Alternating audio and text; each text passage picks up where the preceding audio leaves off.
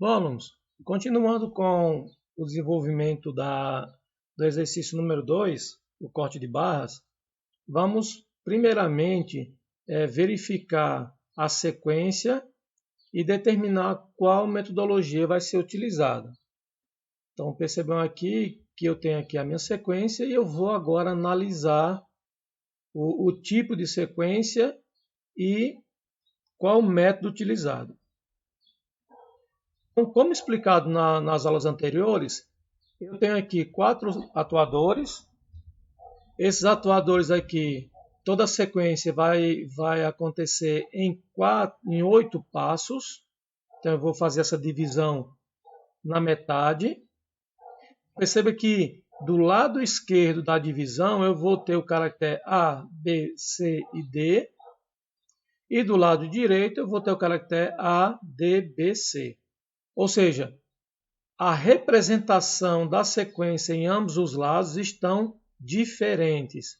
Então, eu tenho aqui uma sequência indireta. Sendo uma sequência indireta, então de cara eu já sei que eu não posso utilizar ou pelo menos eu não devo utilizar o método intuitivo. Devido à complexidade, né, da sequência, seria interessante eu já utilizar um método correto e não utilizar o método intuitivo. Olhando aqui do lado, eu já tenho a resposta para essa sequência, certo? Analisando a sequência de forma mais criteriosa, eu percebo que os caracteres eles não se repetem. Se eles não se repetem, então o método a ser utilizado para resolver essa sequência será o método passo a passo. Ok? Para utilizar para fazer essa sequência com o método passo a passo, eu tenho que usar esse arranjo que está aqui do lado, pessoal. Ou seja, isso aqui já é a resposta para essa sequência. Claro que eu preciso de vários arranjos como esse, mas esse aqui já vai ser a minha resposta para essa sequência.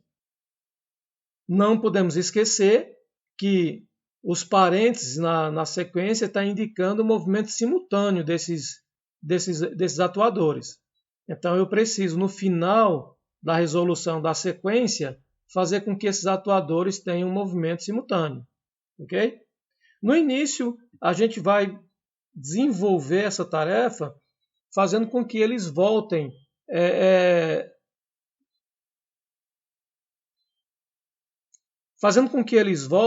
de forma individualizada. Depois, vamos alterar o circuito para que eles voltem de forma simultânea. Então, vamos lá.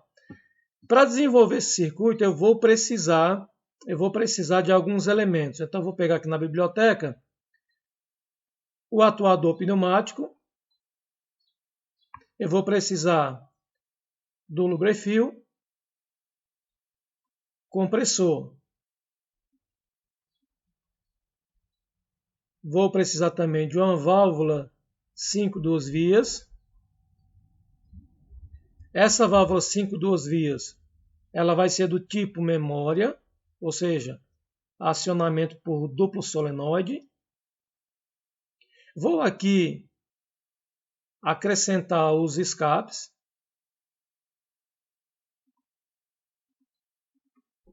E vou aproveitar e fazer a interligação da pressão. Como eu vou precisar de 4 atuadores, então eu vou simplesmente copiar esse conjunto para facilitar para mim. Vou selecionar novamente.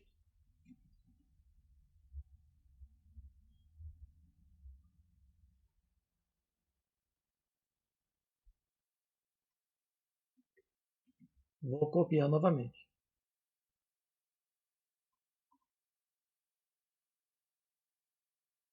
Nossa. Opa, só 4 cilindros. Então, vou aqui agora ligar a pressão e vou fazer algumas configurações aqui agora. Preciso nomear esse atuador.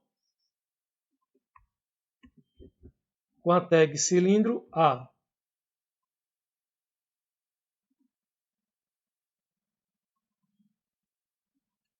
Cilindro B.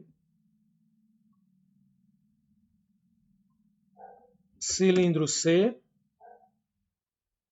E cilindro D. Preciso configurar também os solenoides. Como já dito em vídeos anteriores, eu vou utilizar uma metodologia para ficar de fácil entendimento. Ao invés de aplicar as tags aqui Y1, Y2 ou S1, S2, eu vou aplicar aqui nos solenoides o que realmente o atuador vai fazer. Então, para essa válvula aqui, quando ela for acionada do lado esquerdo, ela vai fazer o quê? Ela vai fazer o cilindro A avançar. Então, eu coloco a tag A+. Vou fazer a mesma coisa com o da direita, que vai ser o recuo de A, A-. E assim, vou configurar todas as outras. Então, aqui vai ser B+, B-, C+, C-, D+, e D-. Ok. Aqui já está configurado. Aqui já está configurado os solenoides.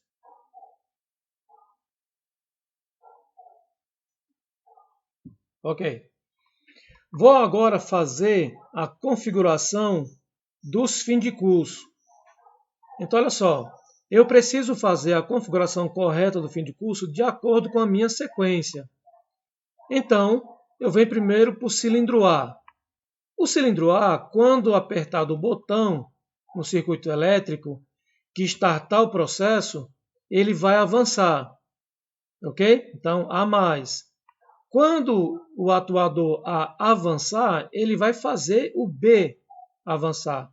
Então, eu preciso, no final do curso do cilindro, ou seja, o cilindro tem 100 milímetros, eu vou especificar um fim de curso, vou utilizar aqui FC como uma sigla de fim de curso, B+, ou seja, eu estou colocando aqui a ação do atuador, o cilindro B vai avançar. Em que posição ele se encontra? Na posição 100, ou seja, no final do curso do atuador. Ok? Então eu tenho aqui fim de curso B+.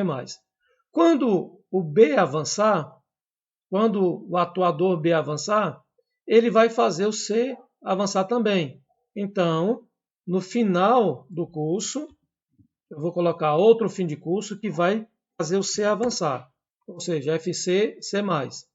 Vai estar também no final do atuador.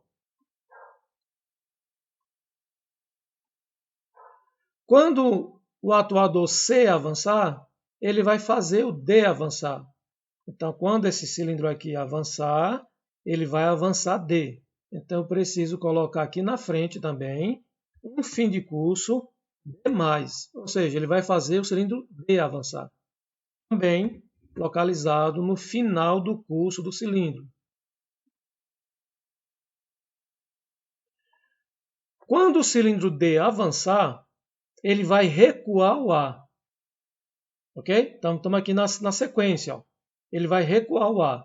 Então, o cilindro D, quando ele chegar no final, ele vai recuar o cilindro A. Então, eu tenho aqui fim de curso A-. E onde ele fica localizado? Também no final do cilindro. Ok. Então, nesse momento, quando o cilindro D avançar, ele vai tocar no fim de curso que vai fazer o A recuar. Então, voltamos aqui para o A. O A recuando, ok? O A recuando, ele vai fazer o recuo de D. Então, eu vou colocar um fim de curso D-. Ele vai ficar localizado no início do curso do cilindro, ou seja, na posição 0. Então, ele vai recuar o cilindro D. Quando o cilindro D recuar, ele vai recuar o cilindro B. Então vamos lá, no cilindro D, na posição inicial, fim de curso B-. Eu estou dizendo que esse fim de curso vai recuar o cilindro B. E a posição dele também no início, ou seja, posição 0. Ok. Nesse momento, o cilindro B vai recuar. Quando o cilindro B recuar, ok, aqui é o cilindro B. Quando o cilindro B recuar, ele precisa recuar C. Então, eu venho para o cilindro B e o fim de curso C-. Vai estar na posição 0, 0. Ou seja, no início do cilindro. O cilindro C recuando, né? O cilindro C recuando, ele precisa agora iniciar o processo. Ou seja, para iniciar o processo, ele precisa acionar o fim de curso A+. Então, no fim de curso, no cilindro C, no início, eu vou colocar um fim de curso A+. Vai estar posicionado no início também. Ok? Então, aqui eu fiz a configuração dos solenoides e fiz também a configuração dos cilindros e também a configuração dos fins de curso. Agora eu vou simplesmente copiar esse texto e vou nomear os cilindros para ficar de forma mais clara a ação que eles vão fazer. Então eu vou aqui reduzir um pouco essa fonte. E esse primeiro cilindro, ele vai ser a pinça, ou seja, o cilindro que vai fixar a barra no conjunto alimentador da máquina. Então, ele vai ser o cilindro da pinça. O cilindro B, ele vai ser o cilindro de alimentação. Vai ser o cilindro de alimentação. É ele que vai ficar responsável por movimentar todo aquele conjunto para alimentar a barra na máquina de corte.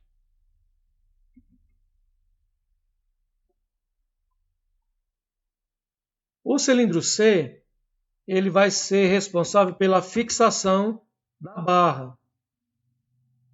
Então eu tenho aqui o cilindro de fixação. E o cilindro D, ele vai ficar responsável pelo corte da barra. Então eu tenho aqui o cilindro de corte. Ok?